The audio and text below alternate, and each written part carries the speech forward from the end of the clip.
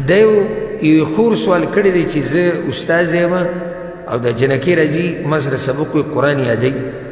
بعض جنکۍ داسې کوي چې کله قرآن ختم کړي نو ماله ګفټونه او هدیې راوړي دا هدیې د هغوی نه اخیسته جایز دي او که نه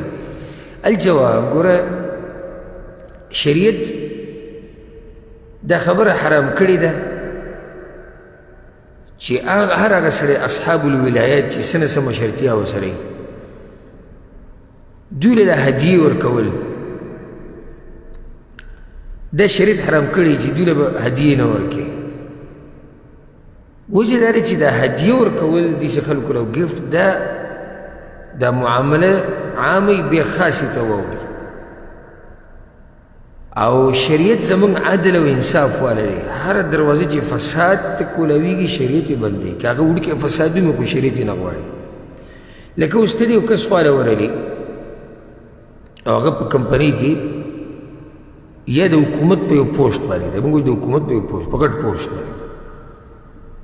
ته ورلي ورته ووایي چې زه به تاله 500 روپۍ درکړم زما دا کار وکړه دې ته څه وایي رشوت بل ورځ ورلي او ډبي کې د ښه مزېدار ګفټ بند کړی دی هغه له دې وکړو او دا کار ماله وکړه څه خیال دی بلکل یو شی بلکل یو شی دی دی له نوم د هدیه و هغه رشوت اوس دې کوم سړي دی چې دا هدیه ورکړه دی به د ده سره داسې معامله کوي لکه څنګه چې د عامو خلکو سره کوي نشي کولی زړه ته به دا خبره را پرېوځي سبحان الله څومره ښایسته دین دی زمونږ ته دغه شان استاذ شو ته ورلي استاذ پسې او دا جي دا والا عطر او دا خوشبو او دا موبایل او دا پلانې شو پلان امتحانونه کې به تا سره داسې حساب کوي لکه څنګه چې نورو سره کوي د ده به ځان له حساب وي نو نه دي جایز ځکه حدیث کې راځي پیغمبر وسلم وایي هدایا العمال غلول دې ته پیغمبر وسلم غلول ویلی خیانت یې ورته ویلی چې مشرتیا دې سره او ته د خلکو نه هدیې یا دغه کوم ځای کې چې تا سره کسان کار کوي او د هغوی نه هدیې ټول ناروا دي دې شان استاذ هم مشر دی نو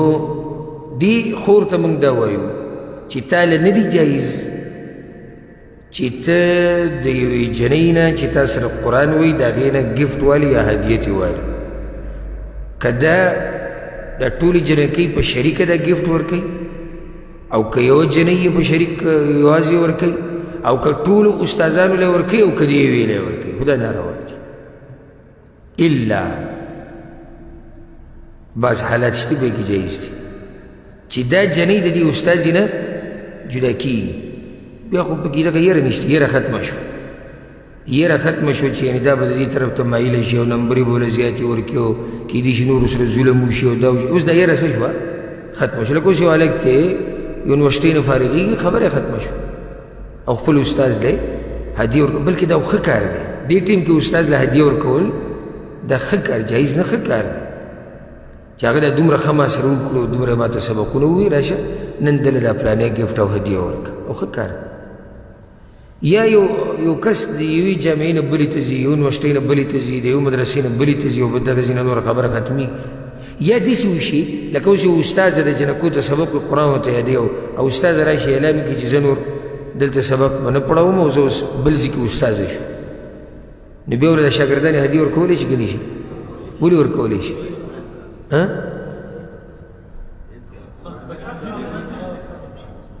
بس دا پکې خیر حکمت ته ځي ځینې بل ځای ته ځي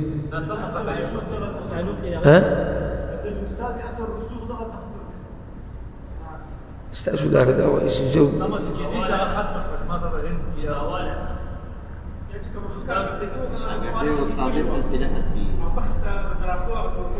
یعنې مطلب دا دی چې کله سلسله ختمېده نو بیا صحیح د نور پکې څه نشته جواب موږ دا ورکو چې کله هغه یره ختمه شي د ظلم او د زیاتي د نورو سره او د دې سره بیا خاص ملګرتیا کول او د دې نمبر ډېرول او د دې لپاره منډول دا یره ختمه شو دی جواب دی نو بیا به د دې یرې ختمېدو وجه دا ده چې دا د سکول نه ځي جواب چې تاسو ورکوئ دقیق جواب نه ورکوئ یو ځای یادوئ او بل یادوئ ولې دلته هغه ستا هدیه جایز شو ځکه چې یره ختمه شوه یره ولې ختمه شوه هغه ځي د دې سکول نه دی جواب دی نو اوس دې خور له د دې جنکونو د هدیه اخیسته جایز دي که نه دي هغوی چې قرآن ختم کړي وایي زه جنکو ته قرآن یادومه چې کله قرآن ختم کړي نو د هغې په خوشحالۍ کې ماله هدیه راکوي او کوي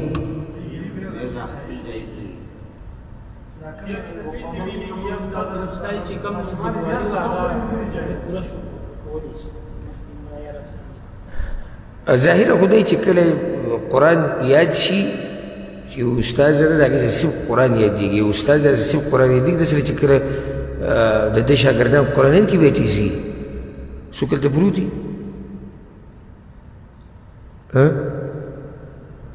تاسو ته قرآن چې یاد کړي بیا سړی مخکې ځي نو که دا طالبات چې کومې دې خور سره دي د قرآن یاد کړي د دوی کار وشو او بیا په تلو کې وایي چې دا زمونږ استاد و دی موږ سره ډېره منډه والې او ډېر ښه یې کړي نو موږ چې دی دې له دا هدیه ورکوو نو دا کار څه دی دا جایز دی والله اعلم په دې به اکتفا وکړو انشاءالله په را روان نشست کې به باقي سوالات و جوابات کوو ډېر سوالونه پاتې شو دا بعض جوابونه اوږده شي د فایدې لپاره الله دې موږ پوه کړي په قرآن او په حدیث باندې هذا والله اعلم وصلى الله وسلم على نبينا محمد وعلى آله وصحبه أجمعين